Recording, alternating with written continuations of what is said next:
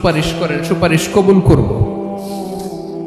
বিশ্বনবী বলবেন, আল্লাহ ওই স্পেশাল দোয়াটা দুনিয়াতে করি নাই, আজকে আমি তোমার দরবারে দাঁড়িয়ে কিয়ামতের দিন ওই দোয়াটা করছি। আল্লাহ, আমার যে উম্মতের হৃদয়ে যাররা পরিমাণ ঈমান আছে, আমার একটা উম্মতকেও তুমি জাহান্নামে ঢুকাতে পারবা না। বিশ্বনবী পাগলের মতো একবার হাউজে কাউসারে যাবেন, একবার সিরাতে যাবেন, একবার পুলসিরাতের দিকে, একবার হাউজে কাউসারের দিকে পাগলের মতো দৌড়াতে থাকবেন। তার কোনো গুনাহগার উম্মত যাতে জাহান্নামে ঢুকে না যায়, সেদিন কেউ সুপারিশ করতে পারবে না বিশ্বনবী ছাড়া। এজন্য 5 নম্বর আল্লাহ বললেন, মান যাল্লাযী ইয়াশফাউ ইনদাহু ইল্লা বিইযনিহি। কার সাহস আছে, কার এত বড় বুকের পাটা কিয়ামতের কঠিন দিন আল্লাহর সামনে দাঁড়িয়ে সুপারিশ করবে? কারো ক্ষমতা নেই, কারো ক্ষমতা নাই। বিশ্বনবী সেদিন সেজদায় পড়ে উম্মতের জন্য কাঁদবেন, সবাই কাঁদবে, নফসি নফসি, আল্লাহ আমারে বাঁচাও, আল্লাহ আমারে বাঁচাও। বিশ্বনবী বলবেন, উম্মতি উম্মতি। বিশ্বনবী আমার জন্য কাঁদবেন, আপনার জন্য কাঁদবেন, আমাদের জন্য সেদিন কেঁদে কেঁদে জাহান্নামের দরজায় দাঁড়িয়ে আমাদেরকে টেনে টেনে জান্নাতে ঢুকাবেন। এজন্য এই বিশ্বনবীর ভালোবাসা যেন আমাদের হৃদয়ে ভরপুর থাকে। আমার ভাইয়েরা, প্রতি শুক্রবার বিশ্বনবীর উপরে বেশি বেশি যেন আমরা দুরূদ পড়ি। আমরা যখন বিশ্বনবীর সালাম দেই, দুরূদ পড়ি,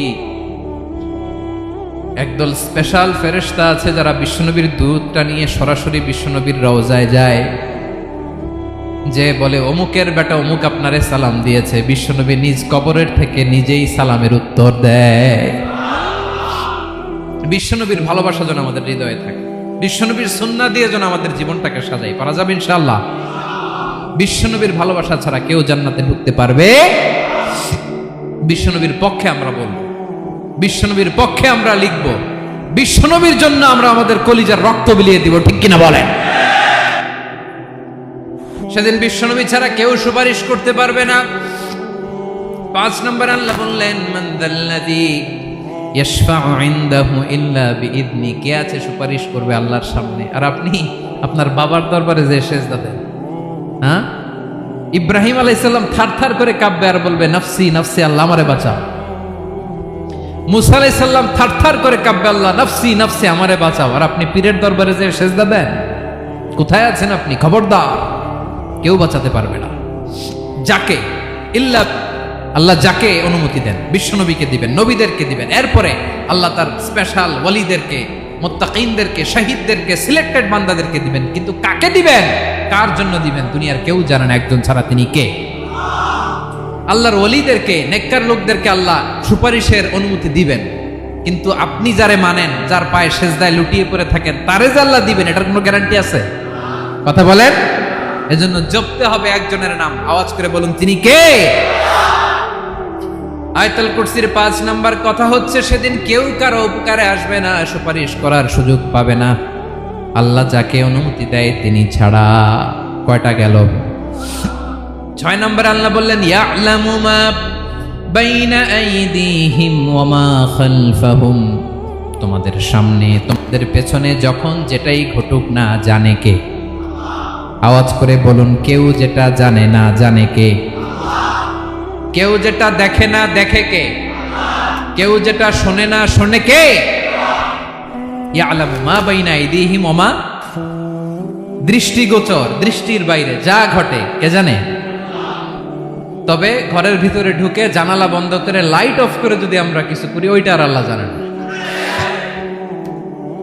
হ্যাঁ, জানে? ওইটাও জানে।